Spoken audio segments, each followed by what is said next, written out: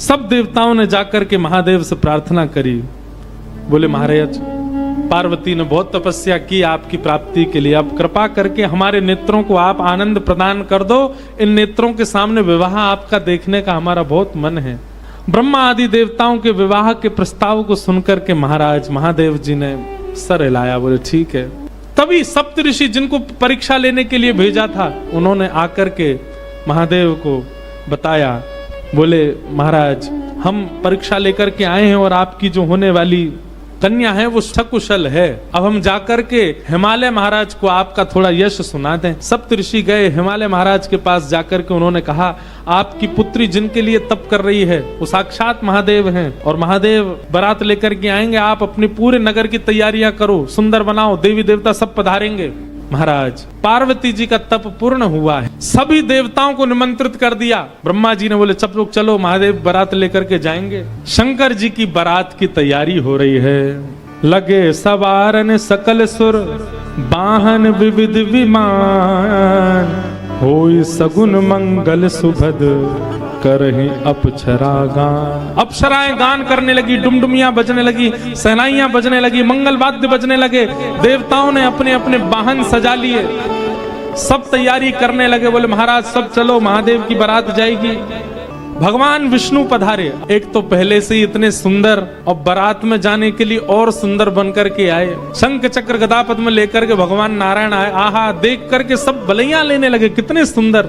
ब्रह्मा जी चतुर्मुख चारों का श्रृंगार करके आए और सुंदर। इंद्र भी आए, सब देवी देवता सब पधारे।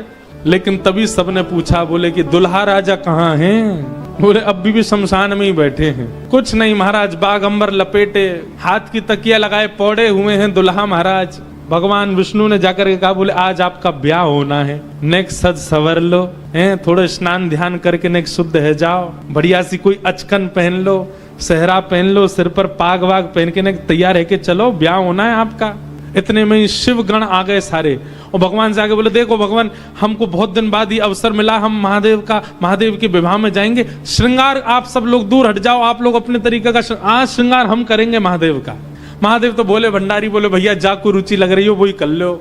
भगवान विष्णु ने शंकर जी का हाथ पकड़ा, बोले एकांत में आओ, आपसे कुछ बात करनी है। शंकर जी एकांत में गए। इतने भोले हैं शंकर जी। भगवान नारायण बोले, देखो ये विवाह हो रहा है, विवाह में मजाक आदि होते रहते हैं, इसलिए बुरा मत मान जाना बात का। शंकर जी बोले, हम तो कोई बुरा मानते नहीं। बोले क्यों? कामदेव आया था, आपने तीसरा नेत्र खोल करके उसको ध्वस्त कर दिया, भस्म कर दिया। कहीं पता चली सारी सरेज ने कोई ने मजाक कर दी, सोई तीसरा नेत्र खुल गयो, जल के राख हो जाएंगी साली सरेज। ये सब मत करना, विवाह का माहौल है, थोड़ी बहुत मजाक वजाक हो तो सहन कर लेना। वैसे तो आप सहन करते हैं, लेकिन आपके गण कभी कभी उत्तेजित हो जाते हैं, इनको सबको संभालना। और बाकी हम सब चल ही रहे हैं, सब संभालेंगे। शंकर जी बोले, मजाक होता है वहां पे? ससुराल में मजाक करते हैं दामाद के साथ? भगवान बोले, हाँ मजाक होता है। तो इसका मतलब है हम भी मजाक कर सकते हैं? नारायण भगवान बोले, कर ही सकते हो, पर लेकिन आप जगत संहारक हैं, उस तरीके का मजाक मत कर देना कि पता चली हिमालय कोई उल्टा थाप दिया पृथ्वी में। ये सब मत करना। नहीं नहीं नहीं, हम अपने तरीके से करेंगे। और सुनो, वो मजाक हमसे करने लायक रहे, इसका हम पूरा ध्यान रखेंगे, वो रहे नहीं, हम ही इतना मजाक कर देंगे। अच्छा, नारायण भगवान भी बोले कि चलो होन दो, अब क्या आनंद होन दो। शंकर जी गए, जाकर के सब अपने गण बुलाए, लाओ भैया श्रृंगार करो हमारा। कैसा श्रृंगार किया? जटाएं खोल करके उन्हीं का मुकुट बना दिया, सुंदर बागंबर पहनाई। बागंबर को रस्सी से बांधते थे, पर आज रस्सी से नहीं, आज सर्प से बांधा। बढ़िया वाला सर्प लेकर के आए, कमर में ला करके बागंबर बांध दी। एक सर्प को सिर के ऊपर बांध लिया, सर्प को सिर के ऊपर बांध करके गण लेकर के छोटे छोटे पतले पतले सर्प लेके आए और उस सर्प से सारे सर्प लटका दिए सामने की ओर, बन गया सहरा। और सर्पों के मुंह से जो जीव निकल रही थी, उन जीवों में बिच्छू लटकाई दिए। तो जैसे जुबिया होती है ना, पतले पतले पुष्प और नीचे नीचे गुच्छे, तो ऐसे पतले पतले पुष्पों में तो छोटे छोटे सर्प और नीचे गुच्छों में बड़े बड़े बिच्छू लटक रहे हैं। कानों पे बिच्छू लटका दिए, गले में महाराज अब तक तो एक मुख वाला सर्प पहनते थे। भगवान शंकर जी बोले, सुनो तुम थोड़ी देर के लिए जाओ, चलो बहुत दिन हो गए तुमको गले में। बोले क्या लेके? वो 5-5 मुख वाले सर्प लेके आओ। 5-5 मुख वाले सर्प ला करके गले में बिठा रहे हैं। ये दुल्हा राजा तैयार हो रहे हैं। श्रृंगी भृंगी बोले भगवान, ये नारायण भगवान बहुत चमक रहे हैं, इंद्र बहुत चमक रहे हैं, ब्रह्मा जी भी बहुत चमक रहे हैं, हम भी चमकने चाहिए। शंकर जी बोले जाओ शमशान में अभी अभी चिता जली होगी, उसकी भस्म लेके आओ।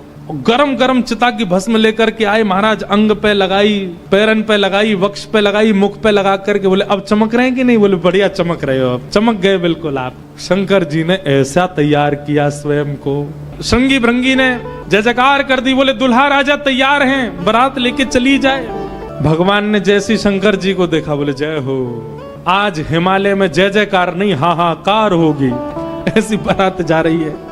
नारायण भगवान ने तभी क्या कहा, बोले एक काम और कीजिए। बोले क्या?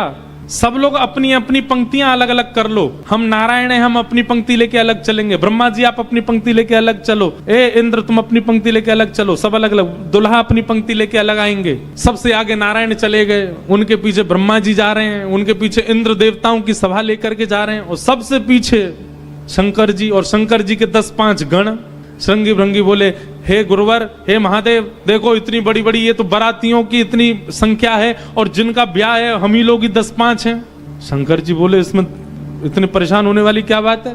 विश्व में जितने शमशान सब हमारे, सब जगह जाओ, जो भी भूत प्रेत पिशाचनी डाकनी साकनी सब बैठी, सबको बुला लाओ, सबको लेकर के चलेंगे हिमालय, और सबको कह दो आज हमारे स्वामी का विवाह उत्सव है, कोई पीछे ना रहे। अपने दूर दूर के रिश्तेदार जो अमेरिका लंदन आदि में बैठे हैं उनको भी बुलवा लो। और महाराज विदेशी भूत भी आए हैं, सब भूत प्रेत आ गए। कैसे कैसे भूत प्रेत आए? को मुखहीन विपुल मुख काहू, बिन पद कर को बहुपद, बिन नयन को नयन विहीना, हृष्ट पुष्ट को अततन खीना।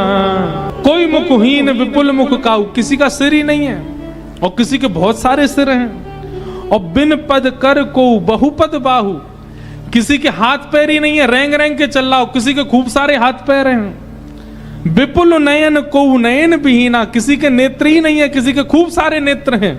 और हृष्ट पुष्ट को भयंकर प्रचंड है, और कोई अति तन खीना, कोई बिल्कुल पतला दुबला है। और महाराज यही नहीं, तन खीन को अत पीन, पावन को अपावन, गति धन भूषण कराल, कपाल कर सब सध्य सोनित तन भले, खग स्वान सुवर शकाल, मुख गण वेश अगणित को गण, बहुजिनस प्रेत पिशाच जोगी जमात, वर्णत नहीं बने जमात, वर्णत नहीं बने जमात, वर्णत नहीं बने। सूकर कुकर गधा आदि के मुख वाले प्रेत भी चल रहे हैं साथ में। ऐसे ऐसे प्रेत आ गए, हूं हुंकार करते हुए चल रहे हैं, खिंग खिंग करते हुए चल रहे हैं, खिच्ची करते हुए चल रहे हैं। इस प्रकार सारे भूत प्रेतों की जमात आ गई और बारात निकल पड़ी हिमालय की ओर। शंकर जी की बारात जा रही है हिमालय। आहा, पूरे हिमाचल को इतना सुंदर सजाया, इतना सुंदर सजाया। हिमालय की कंदराएं देख करके, हिमालय के पहाड़ देख करके मोहित होने लगे सब। आज वैकुंठ से भी सुंदर सजा है हिमालय। सब सखियां अपनी अपनी अटारियों पर खड़ी हैं, सब अपने अपने द्वार पर खड़ी हैं। आरती का थाल लेकर के मैना देवी खड़ी हैं, और दूर दूर के रिश्तेदार नातेदार सब खड़े हैं। बोले नारद जी ने भैया ऐसा सुयोग वर बताया है, दूर दूर तक मिलेगा नहीं, तीनों लोकों में ऐसा वर नहीं मिलेगा। बारात की गाजे बाजों की आवाज आने लगी। ज्यों ज्यों गाजे बाजों की आवाज आए, हिमालय के लोग और उत्सुक होते जाएं, हमारे दुल्हा राजा आ रहे हैं। आहा, तभी देखा पीतांबरी पहने सब बाराती चल रहे हैं, और उन पीतांबरी पहने बारातियों के बीच में श्री गरुण जी महाराज धीमे धीमे चाल चल रहे हैं, और गरुण जी के ऊपर शंख चक्र गदा पद्म धारण किए श्रीमन नारायण आ रहे हैं। हिमालय के लोग तो दूर से बलैया लेने लगे। मैना देवी से जाके कहने लगे, हे मैना देवी धन्य भाग, पार्वती जी जैसी हैं वैसी सुंदर दुल्हा आ रहे हैं। मैना देवी के बगल में नारद जी खड़े थे। मैना देवी बोली, मैं किस मुंह से आपका धन्यवाद करूं, आपने मेरी पुत्री के लिए ऐसे सुयोग वर ढूंढे। नारद जी बोले, नहीं नहीं, ये तो उनके मिलने जुलने वाले हैं, ये दुल्हा नहीं है। ये तो दुल्हा से ऐसी उनकी मित्रता है, प्रेम मानने वाले हैं। मैना देवी सोचने लगी, जिनके मित्र इतने सुंदर, मिलने जुलने वाले इतने सुधरे हुए, इतने स्वच्छ, इतने सुंदर, दुल्हा तो जाने कैसे ही होंगे।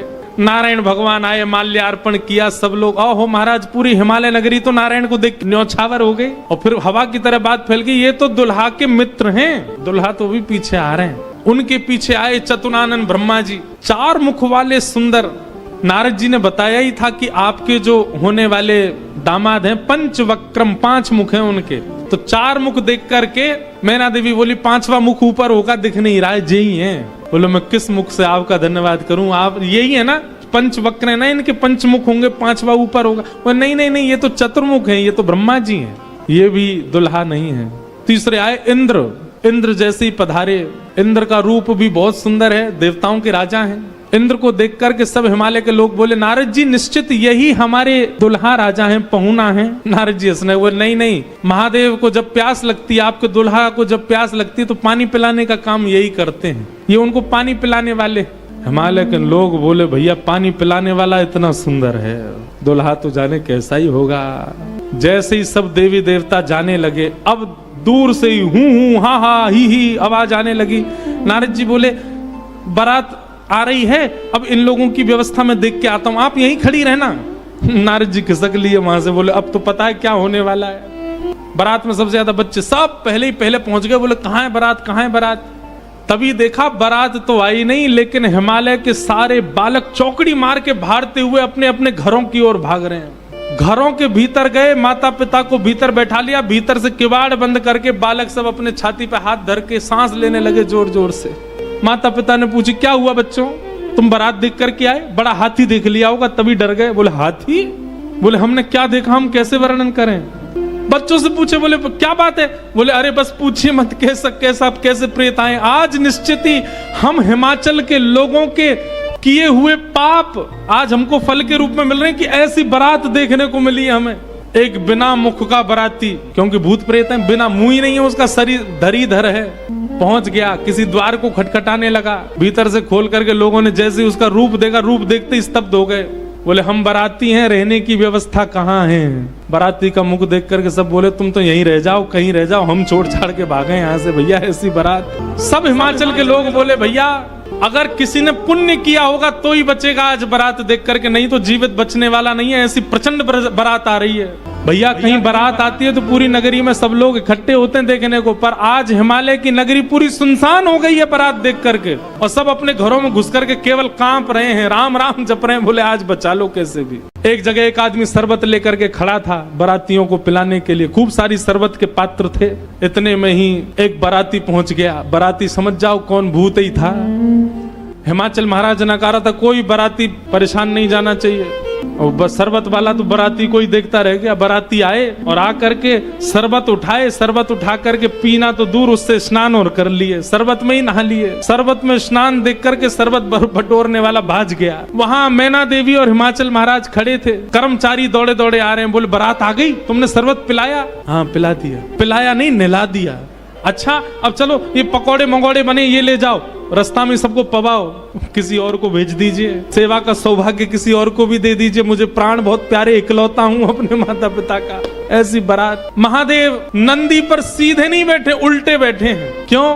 नारायण भगवान कह के गए थे कि मजाक होता है, बोले हम ही प्रारंभ कर दें मजाक। उल्टे बैठ करके गए नंदी पर, और श्रृंगी भृंगी से कह रहे हैं अरे इंद्र की जमात, नारायण की जमात, ब्रह्मा की जमात से कम तो नहीं लग रहे। बोले कि महाराज अपनी जमात से आगे कोई नहीं है, सबरी जमात फीकी पड़ गई हमारी जमात के आगे। ऐसे ऐसे भूत प्रेत, ऐसे ऐसे बाराती तो किसी बारात में नहीं गए होंगे, आप चिंता मत करो। महादेव बड़े प्रसन्न है। बोले बहुत बढ़िया, कोई कमी नहीं छूटने पाए, करो बढ़िया व्यवस्था। शिव जी की बारात आ रही है महाराज। मैना देवी हाथ में थाल लेकर के खड़ी हैं। भूत प्रेत पिशाच डाकनी साकनी ये सब तो नगर में ही व्यस्त हैं। नगर में ही जितने लोग थाल ले लेकर के खड़े थे वो उनसे तो ले ही लिया, अब नगर में घरों में घुस घुस करके उनके घर की सामग्री निकाल निकाल के पा रहे हैं। बाराती आए हैं श्रृंगी भृंगी के साथ में, नंदी पर सवार होकर के महादेव जैसे ही मुख्य द्वार पर पहुंचे।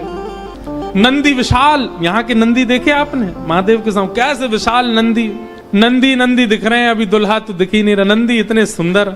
नंदी का पूजन किया, पूजन करके महाराज मैना देवी बोली दुल्हा कहाँ है? नंदी के ऊपर बैठे। किनारे आकर के देखा तो उल्टे बैठे, मुख तो दिख ही नहीं रहा है, पीछे का अंग दिख रहा है। मैना देवी बोली श्रृंगी भृंगी से, बोले दुल्हा राजा को कहो घूम जाएं, उल्टे काय को बैठे। श्रृंगी भृंगी बोले ये देव नहीं है, महादेव हैं, ये नहीं घूमेंगे, ये जैसे बैठे वैसे ही रहेंगे। बोले तो फिर तिलक पूजन कैसे होगा? बोले नंदी घूमेगा। नंदी उल्टा जब हुआ तब महादेव बैठे हैं, और सबरे काम खराब करवाने वाले श्रृंगी भृंगी हैं। आप नीचे मत उतरना, आप दुल्हा हैं, सासू जी ऊपर आएंगी तिलक करने। शंकर जी भी बिल्कुल भोले भाले, जैसे बता दो वैसे कर रहे हैं। भगवान नारायण वैसे तो बड़े प्रिय हैं, पर वो भी दूर खड़े खड़े उनको भी आनंद आ रहा है। बोल बढ़िया है, ऐसी भी बारात एक होनी चाहिए, तो जीवन भर याद रहे सबको। मैना देवी बोली, नारद जी ने बताए निश्चित ही श्रेष्ठ ही होंगे। दुनिया के लोग तो पुष्प के श्रृंगार, इनने सर्प के किए। सुंदरता ज्यादा है हमारे दामाद की, इसलिए सर्प से ढक रखे, नजर नहीं लगे।